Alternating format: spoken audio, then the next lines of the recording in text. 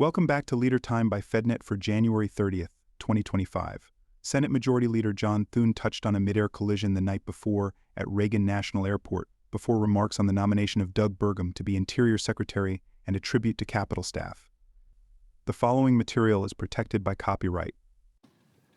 Mr. President, before I begin, I want to comment on last night's horrific tragedy. As most now know, last night around 9 p.m., a passenger flight out of Wichita, Kansas, coming into Reagan National Airport, collided with a Blackhawk helicopter based out of Fort Belvoir.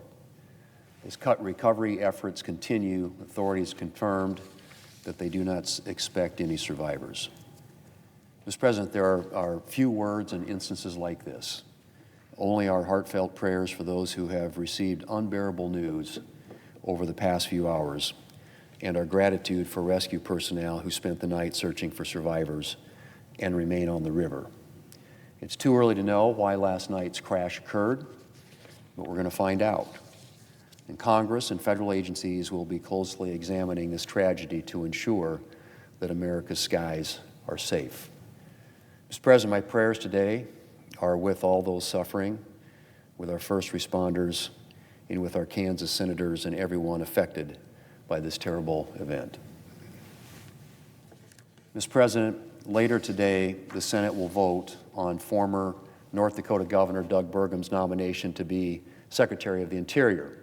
Governor Burgum knows that America's natural resources are our greatest national asset.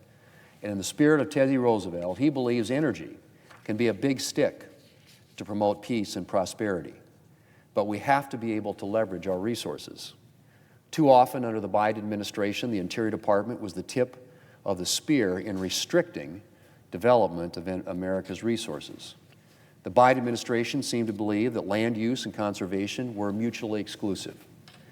But people in places like my state and Governor Burgum's, where the land is part of our way of life, know that the farmer, the rancher, the forester, and other landowners are some of the best conservationists.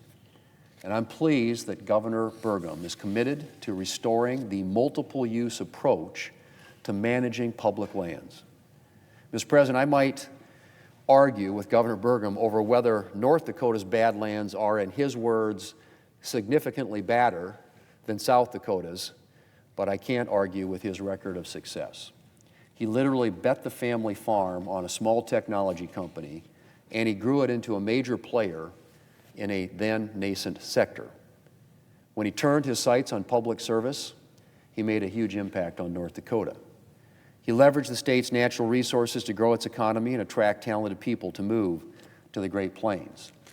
And he will bring the same data-driven, consensus-based, think big work ethic to his work as Secretary of the Interior. I look forward to working with him to protect our public lands and leverage some of America's greatest assets for a safer and more prosperous future. Mr. President, I've said it before and I'll say it again. Not one of us would last a day here in Congress without our staffs. But Mr. President, it's not just our staffs. There are a lot of other people on this campus who are essential to ensuring the continued running of this institution. The men and women who clean our offices, who perform ongoing maintenance around the Capitol complex, who ensure that members and staffers have some place to get food, who issue ID badges, who run the press galleries, who maintain our historic buildings, who set up for events, sometimes very big events, and then break things down afterward. Mr. President, the list is long. Day-to-day operations in the Capitol complex are significant in themselves, but there have been some particularly noteworthy events recently. President Carter's lying in state, a presidential visit, and President Trump's inauguration. Every one of these events required substantial planning and coordination and a lot of extra work for a lot of people. And today, Mr. President, I want to say thank you. There is no way to name all of the people who are involved in pulling off these events, but I want to make sure to recognize the Joint Congressional Committee on Inaugural Ceremonies, ably led by Senators Klobuchar and Fisher, and by Mike Wagner and Julia Daniel, Executive Director and Chief of Staff of the committee. The inauguration would not have happened without these folks, and I'm very grateful for their work. I also want to thank the architect of the Capitol, Tom Austin, and his incredible staff. From preserving the historic treasures in this building to tending the gardens around the Capitol complex, the staff of the architect of the Capitol office make sure that our Capitol continues to stand as a visible beacon of freedom and the rule of law. And the work they did for the inauguration and for President Carter's lying in state was tremendous. From building an inaugural stage and then another inaugural stage, once freezing temperatures forced the inauguration indoors, to setting up chairs, providing support for TV and press operations, and decorating the building, Tom and his staff worked tirelessly. I want to give special thanks to Ray Nell Bennett in Tom's office, who plays a key role in ceremonial events here in the Capitol and whose unfailingly can-do attitude makes planning these events a lot easier.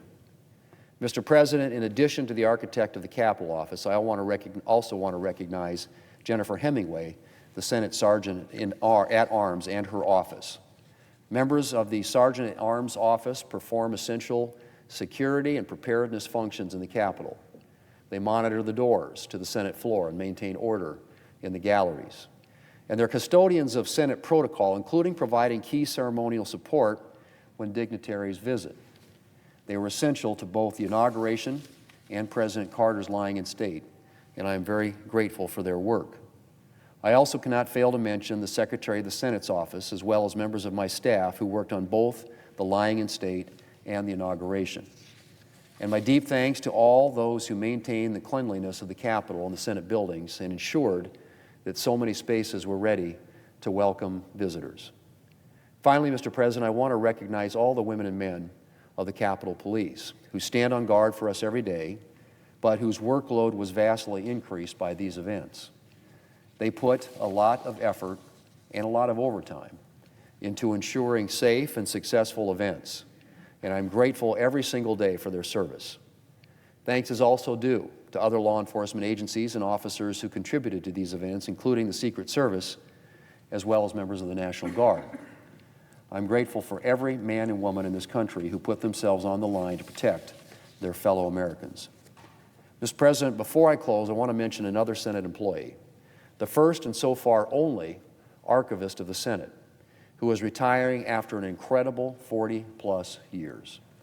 As the first ever Senate archivist, Karen Paul has played a significant role in creating archiving standards for the Senate and in drawing attention to the need to preserve records of the work that we do for posterity.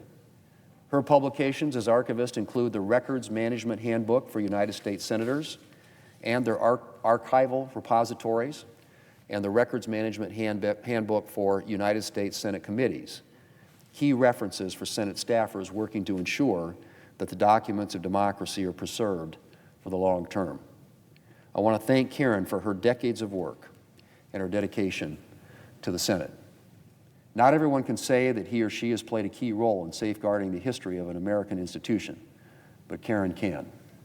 And I wish her the very best in her well-deserved retirement.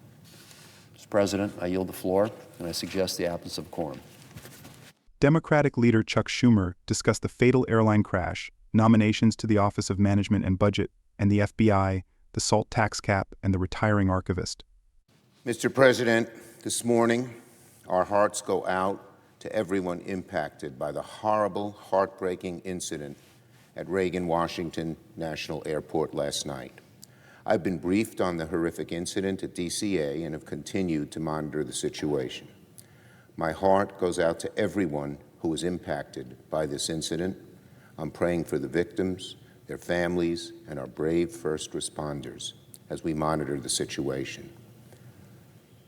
But I have to tell you, I just watched President Trump's news conference. Listen, it's one thing for internet pundits to spew off conspiracies.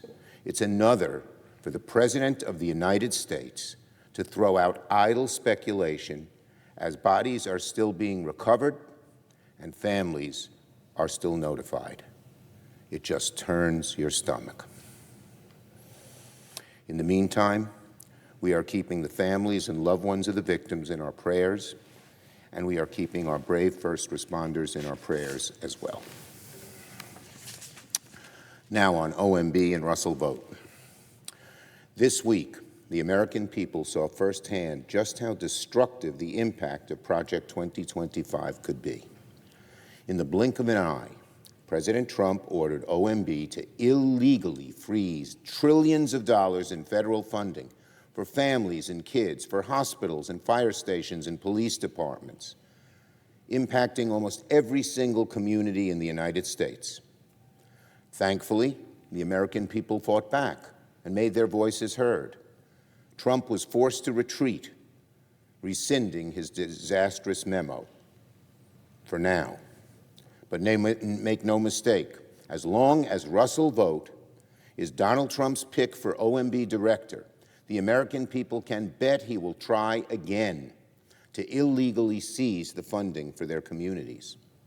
Now that Donald Trump rescinded the OMB order, he should rescind the nomination of Russell Vogt as well. The chaos of this week should be a lesson to President Trump. Following Russell Vogt and Project 2025 is a loser. It's a loser, of course, for the American people, but it's also a loser for Donald Trump, as this week has shown. Given the unlawful behavior of OMB this week, Senate Democrats will not move to advance Mr. Vogt's nomination any further until he gives the American people more answers. If Mr. Vogt, the chief architect of Project 2025, intends to continue breaking the law at OMB and harming our communities in so many ways, he should return to the committee and explain himself. He should answer for the mess he launched upon the American people this week. The committee's hearing was held last week, before the funding freeze was issued. The American people need new answers, and if he's doing the right thing and communicating what he's going to do in this powerful position at OMB, he should return to the committee for another hearing. Mr. Vogt tried to hide the truth during the hearing last week, but the truth of his plan was on full display this week. The future of our hospitals and schools and food banks should not be in the hands of an ideologue who substitutes the rule of law for his own ultra-right ideology. This is bad faith, and Mr. Vogt needs to return to the committee to give the American people some honest answers, or at least some comprehension as to what the hell happened this week and what is the plan for moving forward.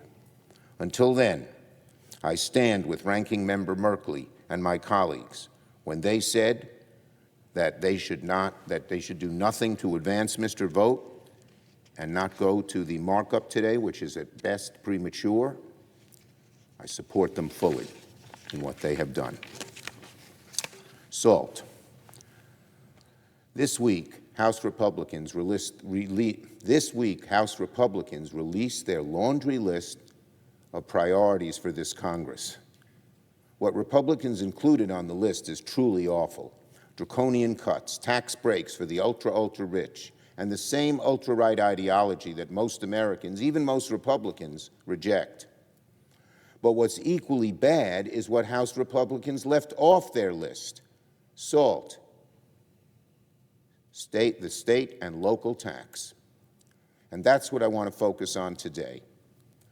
Republicans are saying that they don't have any plans to get SALT done this year, to get rid of the cap this year, and that should leave a bad taste in everyone's mouth, especially for New Yorkers in higher-cost areas like the Hudson Valley and Long Island, especially for police officers and firefighters and teachers who work hard, who are middle class and get clobbered by SALT and the cap on the deduction. With the absence of SALT from House Republicans' priority list, it's clear that the upcoming budget will be nothing more than a Trump budget grab. By omitting any SALT fix, this is what Republicans are telling hardworking Americans in New York, in Massachusetts, in California, and so many other states. It's saying, we don't give a hoot about lowering your costs. In fact, let's raise them. Imagine that. Imagine that. Any Republican, particularly those in New York or New Jersey, who claim to care about helping our teachers, our firefighters, our police officers, our construction workers save money, should be outraged. They should be blasting this proposal and calling on House Republicans to eliminate the SALT cap. But so far, all we hear is crickets or sort of shoulder shrugs of reassurance. Oh, it'll work out. My question is, for who and when? These Republicans from New York should listen to their constituents, because New York taxpayers and other taxpayers across the country are sick and tired of unnecessary costs by the unfair SALT cap. People who live in the Hudson Valley, people who live on Long Island, and in many other places are severely affected by the cap.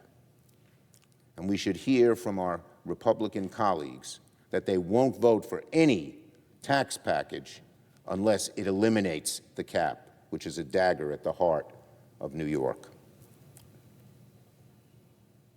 I will continue to do everything I can. First, to remove the entire SALT cap tax, and second, to never let a new proposal that for the first time imposes SALT cap on businesses, small and large, to be put into effect. Okay, on the Patel and Gabbard nominations. Today, the Judiciary Committee, Senate Judiciary, is hearing testimony from Kash Patel, President Trump's nominee for FBI Director. The hearing's still ongoing, but it's already very clear Mr. Patel is not remotely prepared to serve as FBI Director. Mr. Patel has failed to answer his confirmation as one of the nation's chief law enforcement, Mr. Patel has failed to answer how his confirmation as one of the nation's chief law enforcement officers will make Americans safer. He has failed to convince Americans that he will serve their interest and not Donald Trump's. It's no wonder that so many of Patel's colleagues from the first Trump administration have spoken out against him, saying he has, quote, ludicrous ideas, unquote, and, quote, virtually no experience to serve as the highest level of the world's most prominent law enforcement agency. No one who has a long history of spreading lies about the FBI and smearing the public servants who work there, like Mr. Patel, should be the FBI Director. And today, in another nominee that defies belief and imagination, the Senate Intelligence Committee is also hearing testimony from President Trump's nominee for Director of National Intelligence, Tulsi Gabbard. If confirmed, Ms. Gabbard would be a walking liability to our intelligence community and our national security. She has a long and troubled history of spreading falsities and sympathizing with the likes of Vladimir Putin and Bashar al-Assad. And given her history, it's not unreasonable to ask if Ms. Gabbard would use the DNI to push misinformation for political ends. Our intelligence agencies are a place where truth and facts must prevail, or we become much less prepared in terms of protecting American security. And yet someone who is so immune to a fact-based analysis of things, who makes up conspiracy theories left and right, is the last person who should be the Director of National Intelligence. It would be antithetical to elevate somebody who is known to make things up out of thin air like Ms. Gabbard to the highest levels of our intelligence community, which is, as I said, fact-based. Finally, today the Senate says farewell to a longtime and wonderful colleague, the first ever archivist in Congress, Karen Paul. Before Karen joined the Senate in 1982, the Senate didn't have an archival records program at all. She arrived in a moment of chaos, confusion, and concern about how the records of the work senators do would be preserved.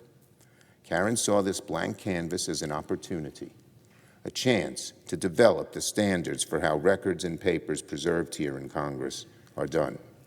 For over 4 decades, she's been at the heart of nearly every effort to establish and modernize the policies and procedures related to congressional records.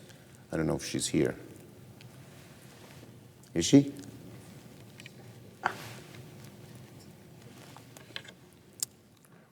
I know the word trailblazer and archivist are probably rarely used in the same sentence, let alone to describe the same person, but that is Karen to a T.